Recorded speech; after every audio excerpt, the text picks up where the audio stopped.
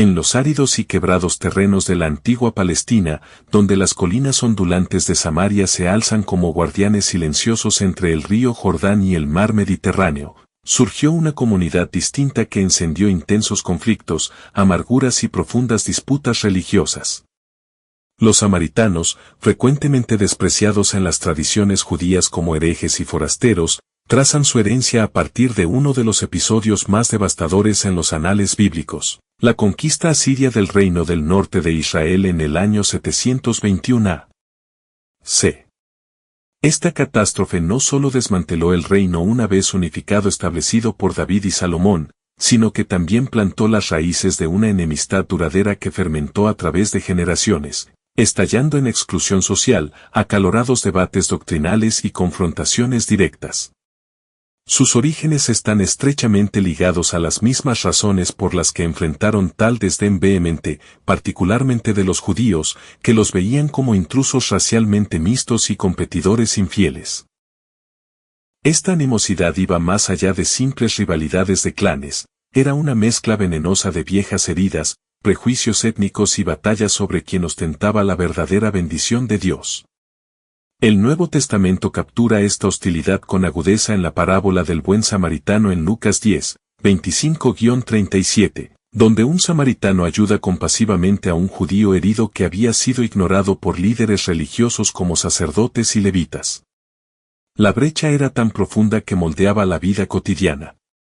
Los judíos evitaban los asentamientos samaritanos, rechazaban sus ofertas de comida y refugio, e incluso esperaban en sus oraciones que fueran separados en el mundo venidero.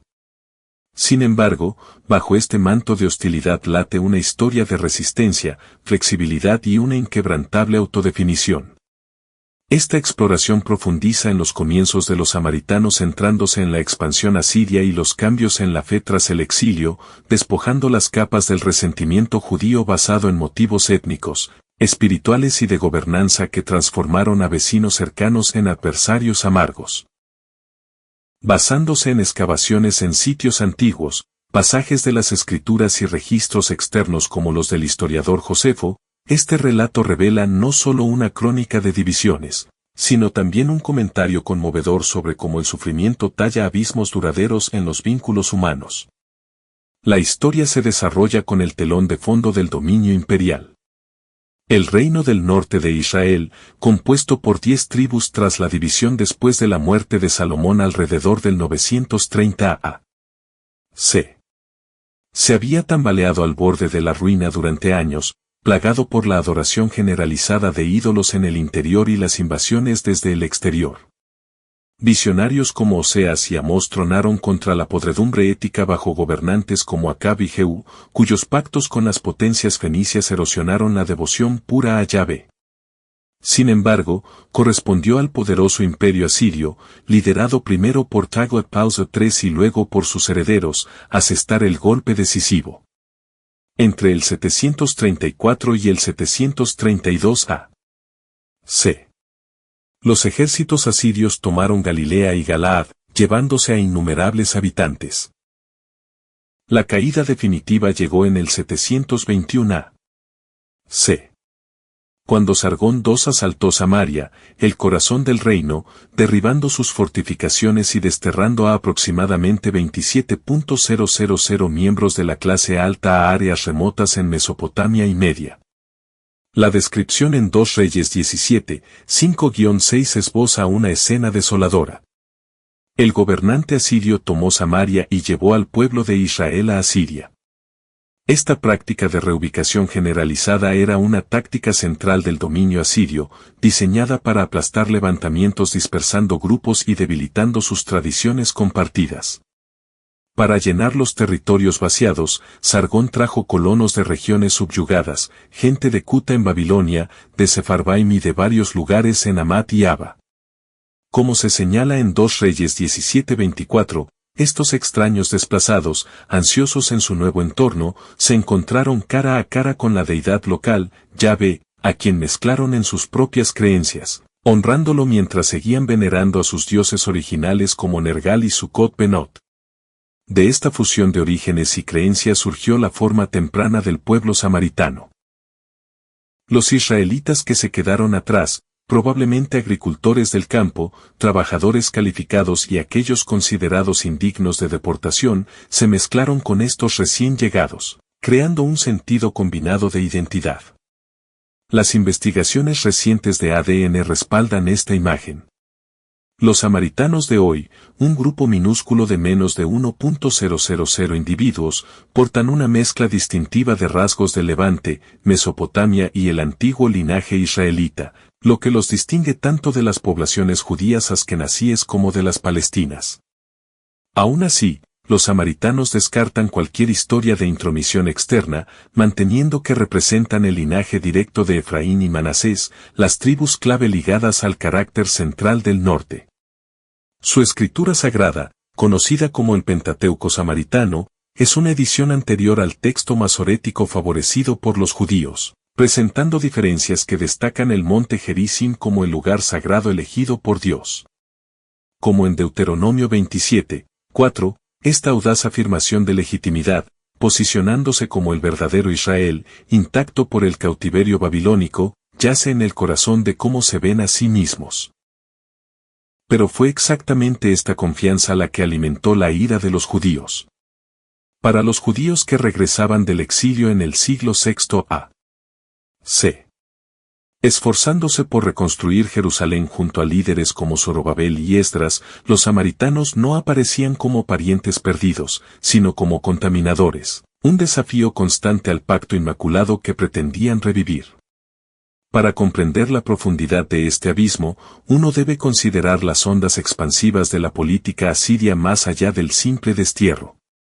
La estrategia del imperio no era una crueldad al azar, sino una herramienta sofisticada de control, mezclando pueblos conquistados para erosionar viejas lealtades y fomentar la dependencia de la autoridad central en Nínive. En el caso de Samaria, esto significó no solo vaciar la tierra, sino cultivar activamente un nuevo tejido social donde la supervivencia dependía del compromiso. Los israelitas remanentes, enfrentando la desolación y la afluencia extranjera, tuvieron pocas opciones más que adaptarse, contrayendo matrimonios mixtos y compartiendo rituales de maneras que desdibujaban las líneas de la antigua pureza tribal. Los hallazgos arqueológicos en sitios como Tel Dan y la propia Samaria revelan esta transición, fragmentos de cerámica con motivos mezclados, altares a deidades híbridas e inscripciones que insinúan una adoración a Yahvé entrelazada con influencias mesopotámicas. Estos artefactos pintan un cuadro de resiliencia en medio del caos, donde un pueblo reconstruyó su fe a partir de fragmentos de lo viejo e intrusiones de lo nuevo. La repulsión judía hacia los samaritanos cristalizó en la era posterior al exilio, cuando los judíos respaldados por Persia buscaron purificar su templo y sociedad restaurados. Las reformas de Esdras, exigiendo la separación de esposas y costumbres extranjeras, como se detalla en Esdras 9-10, apuntaban implícitamente a las propuestas samaritanas de unirse a los esfuerzos de reconstrucción, las cuales fueron rechazadas como impuras, Esdras 4:1-3. Este rechazo nacía de un miedo profundo.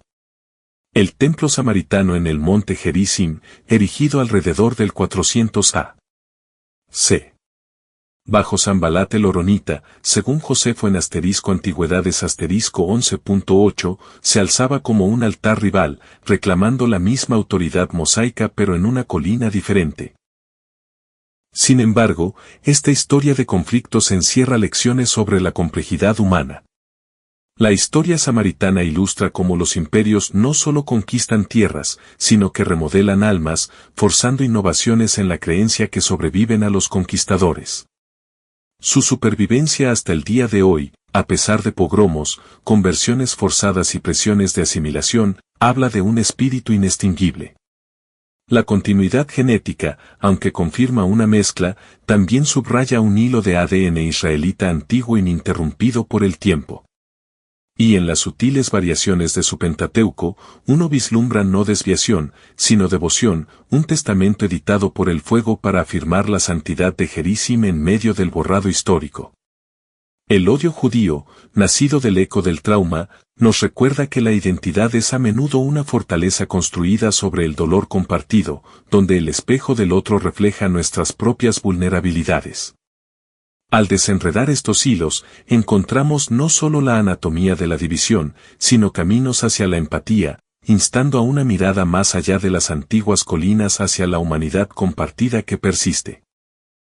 Tras la caída del imperio asirio ante los babilonios en el 612 a.C., el reino del sur de Judá enfrentó su propio cautiverio devastador en el 586 a.C., después del cual su gente finalmente se reasentó bajo la supervisión protectora de los gobernantes persas. Este camino histórico desigual, una región logrando el renacimiento mientras la otra se desvanecía en la oscuridad, fomentó una amargura profunda entre los sobrevivientes. Alrededor del 516 a.C., mientras el nuevo templo tomaba forma en Jerusalén bajo el liderazgo de Zorobabel, representantes de la comunidad samaritana, guiados por figuras como Sanbalat, extendieron una oferta de ayuda en su construcción, como se describe en el libro bíblico de Esdras. Sin embargo, este gesto de buena voluntad fue rechazado firmemente con la declaración de que los samaritanos no tenían parte en la sagrada empresa de erigir un santuario para lo divino.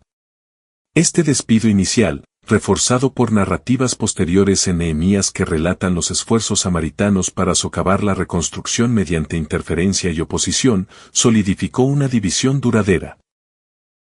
La raíz de esta negativa provenía de entendimientos profundamente conflictivos sobre los lugares sagrados y los textos autoritativos que darían forma a siglos de animosidad.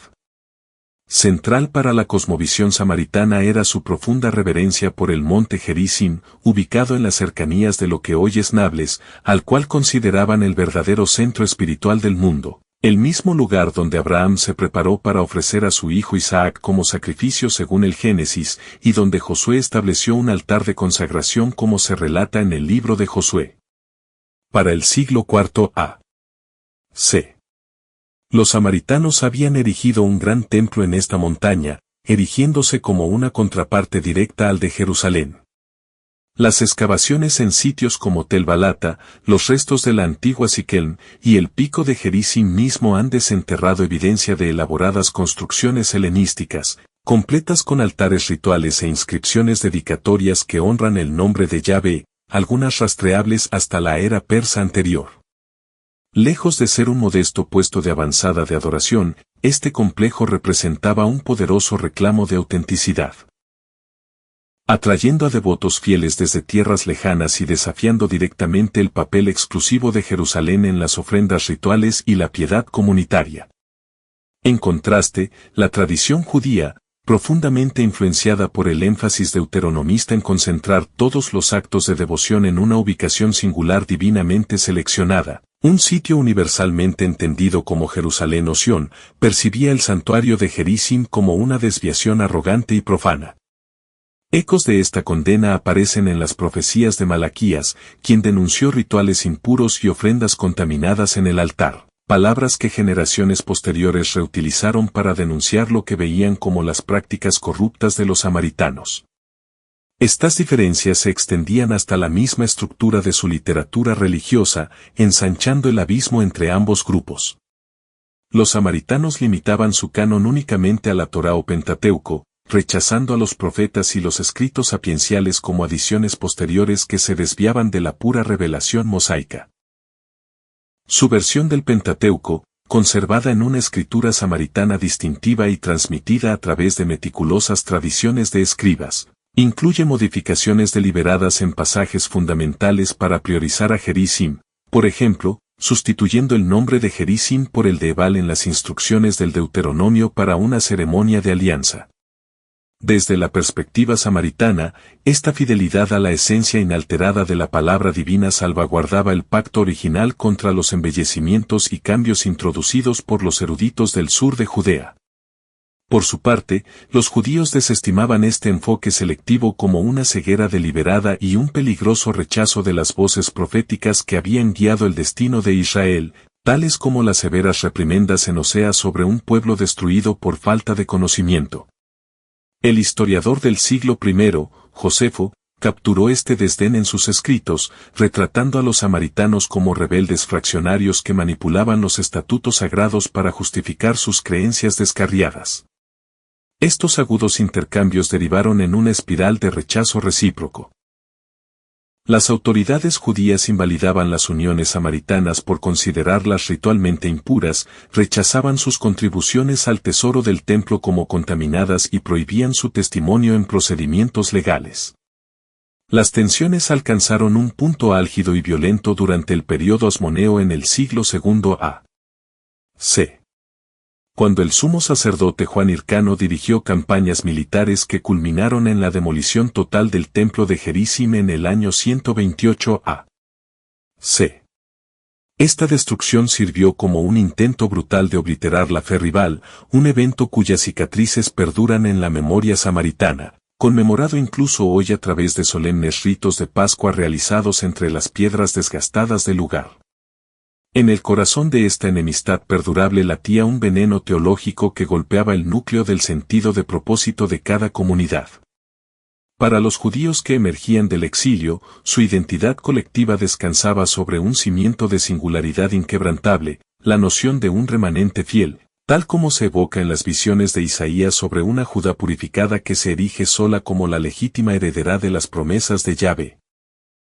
Los samaritanos, con sus linajes ancestrales mezclados, a menudo rastreados hasta los colonos extranjeros introducidos tras el colapso del Reino del Norte y su lugar de culto no autorizado, llegaron a simbolizar el mismo compromiso religioso que las escrituras culpaban de la caída del antiguo norte, una mezcla de costumbres locales y dioses extranjeros que invitaba a la catástrofe.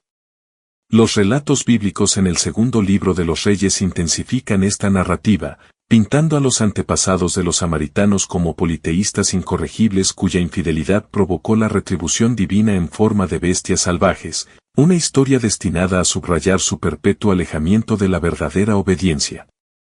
Aunque estos retratos conllevan el peso de la exageración retórica, revelan una profunda inquietud. Los samaritanos no se alzaban como adversarios distantes, sino como una sombra interna, fragmentando la herencia compartida de la tierra y debilitando los lazos del acuerdo eterno con Dios.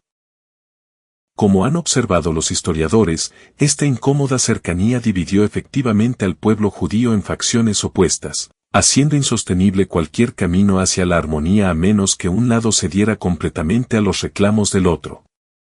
Con el tiempo, este cisma influyó en intercambios culturales más amplios, desde disputas comerciales a lo largo de antiguas rutas hasta debates filosóficos en círculos helenísticos donde cada grupo competía por afirmar su superioridad moral. Incluso en eras posteriores, los ecos de esta ruptura persistieron en la literatura rabínica y las crónicas samaritanas, perpetuando un legado de aislamiento cauteloso en medio de los imperios cambiantes del mundo mediterráneo. Más allá del ámbito de la doctrina religiosa, las fuerzas políticas intensificaron las tensiones de larga data entre judíos y samaritanos. Durante la era de dominio persa, la familia de Sanbalat ostentaba una autoridad significativa como gobernadores regionales, forjando alianzas que se alineaban con las influencias emergentes de la cultura griega tras la arrolladora victoria de Alejandro Magno en el 332 a.C. En contraste con la firme oposición de la comunidad judía de Jerusalén contra la integración helenística, los samaritanos reconstruyeron activamente su sitio sagrado en el monte Gerizim con el apoyo financiero de los gobernantes ptolemaicos.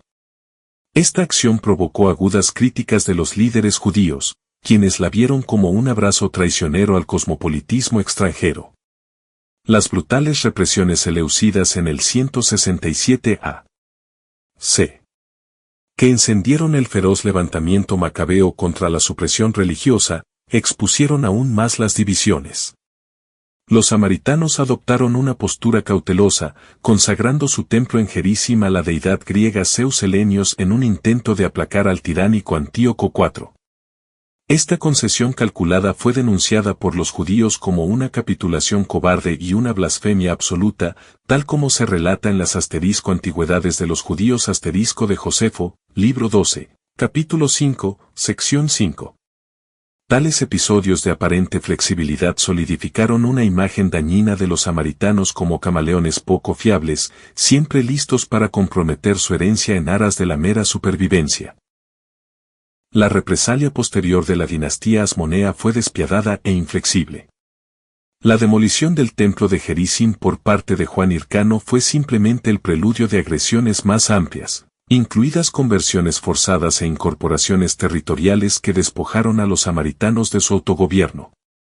La llegada de las fuerzas romanas bajo Pompeyo en el 63 a.C. trajo un breve interludio de respiro. Sin embargo, esta paz frágil se erosionó rápidamente. Herodes el Grande, cuyos propios orígenes idumeos lo marcaban como un forastero ante la mirada de los puristas religiosos, una especie de híbrido cultural, mantuvo una coexistencia cautelosa con los samaritanos, permitiendo la restauración de Gerizim solo para ordenar su completa destrucción una vez más alrededor del año 9 d.C. Este revés surgió de un incidente escandaloso en el que se acusó a los samaritanos de profanar el templo de Jerusalén introduciendo a escondidas reliquias sagradas robadas, huesos humanos, según algunas interpretaciones. Un evento detallado en las Antigüedades de Josefo, libro 18, capítulo 2, secciones 1 a 2. Estos conflictos recurrentes incrustaron una historia profundamente arraigada de engaño samaritano en la memoria colectiva judía. Fueron catalogados como profanadores de espacios santos, excavadores oportunistas de tumbas, se rumoreaba que perturbaban los entierros judíos como una afrenta deliberada a la pureza ritual, e incluso practicantes de artes oscuras que vendían encantamientos malévolos. Este desprecio encontró expresión formal en la literatura talmúdica, como en el pasaje de Berajot 58b, que advierte explícitamente a los judíos contra el consumo de vino, aceite o pan producido por samaritanos, considerándolos impuros y no aptos para la observancia. A nivel social, esta animosidad se tradujo en una separación profunda y tangible. Los viajes evitaban deliberadamente los territorios samaritanos. Por ejemplo, los peregrinos galileos en ruta a Jerusalén se desviaban hacia el este, hacia las extensiones escarpadas de Perea, aceptando un tiempo de viaje adicional y agotador antes que cruzarse con sus parientes del norte, una práctica señalada en la Guerra de los Judíos de Josefo, libro 2, 12, sección 3. Las uniones a través de estas líneas estaban estrictamente prohibidas y cualquier hijo resultante era clasificado como mamzerim ilegítimo, bajo los estatutos halágicos, lo que los convertía en parias sociales, según Kidusin 3:12. Esta perspectiva enmarcaba la división a través de un prisma duramente étnico, etiquetando a los samaritanos como cuteos, descendientes contaminados de colonos asirios importados para diluir la identidad nativa. Una narrativa arraigada en antiguos anales asirios y genealogías escriturales que convenientemente pasaba por alto las profundas afinidades lingüísticas y culturales que unían a ambos grupos como pueblos semíticos. Las investigaciones científicas modernas, incluidos los análisis de marcadores del cromosoma y que conectan los linajes sacerdotales samaritanos con los venerables Quanim de la antigüedad, subrayan este parentesco biológico y exponen el prejuicio por lo que era, un triunfo del sentimiento crudo sobre la realidad empírica. El precio recayó especialmente sobre las mujeres, quienes se convirtieron en el punto focal de caricaturas escabrosas que retrataban a las mujeres samaritanas como tentadoras seductoras diseñadas para erosionar la determinación judía. Un tropo que reciclaba advertencias bíblicas contra la mezcla, como los peligros seductores de las mujeres moabitas en Números 25. Para el periodo que rodea a Jesús de Nazaret, este cisma se había tejido en los modismos cotidianos. El Evangelio de Juan 4:9 captura la sorpresa de una mujer samaritana cuando Jesús le pide de beber, señalando que los judíos no se asocian con los samaritanos de ninguna manera familiar. Este resentimiento profundamente arraigado se trasladó a los años formativos del judaísmo rabínico, donde textos interpretativos como los Midrashim representaban a los samaritanos como emisarios insidiosos de fuerzas malévolas que acechaban en las sombras del paisaje moral. No obstante, con el tiempo comenzaron a surgir fisuras en este muro de hostilidad. El filósofo Filón de Alejandría y las nacientes comunidades cristianas a veces destacaban aspectos de la devoción samaritana dignos de emular. Mientras tanto, la parábola del buen samaritano en el Nuevo Testamento invierte audazmente el prejuicio, defendiendo la acción compasiva como superior a la meticulosidad ritual. Desde una perspectiva estratégica, esta enemistad beneficiaba a las jerarquías establecidas. Los sacerdotes en Jerusalén reforzaban su influencia vilipendiando la tradición rival del norte. Pero para los creyentes comunes, funcionaba como un baluarte psicológico contra la incertidumbre. Si incluso aquellos que se aferraban a su propia versión de la Torá y mantenían santuarios paralelos eran condenados, eso afirmaba la rectitud inexpugnable del camino singular de Judá.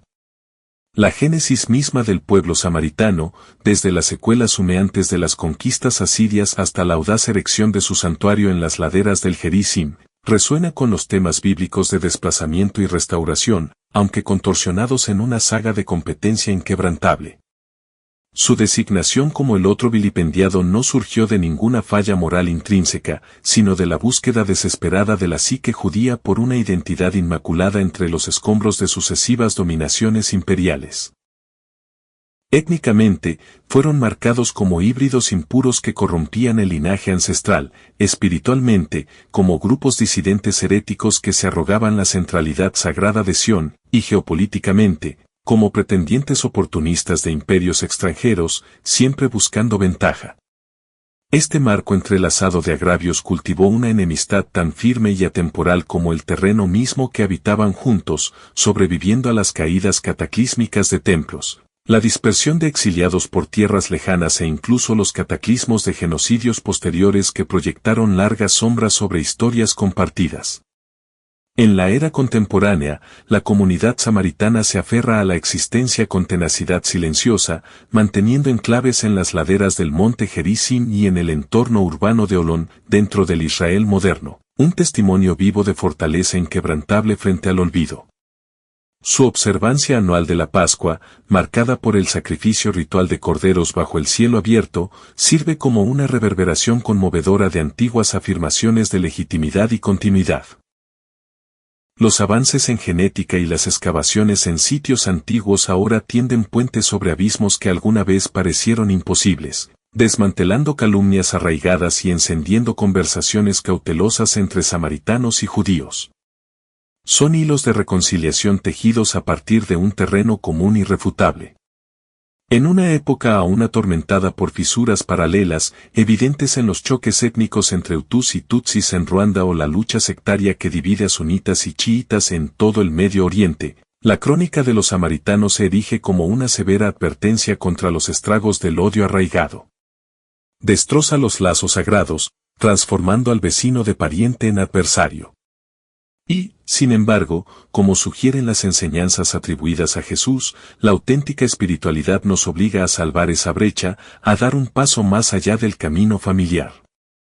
Al redescubrir los orígenes entrelazados en la antigua promesa de Abraham, yace el potencial para sanar esta venerable cicatriz, reimaginando las piedras desgastadas de Gerizim no como monumentos a la dominación, sino como lugares de encuentro para una renovada armonía y entendimiento mutuo.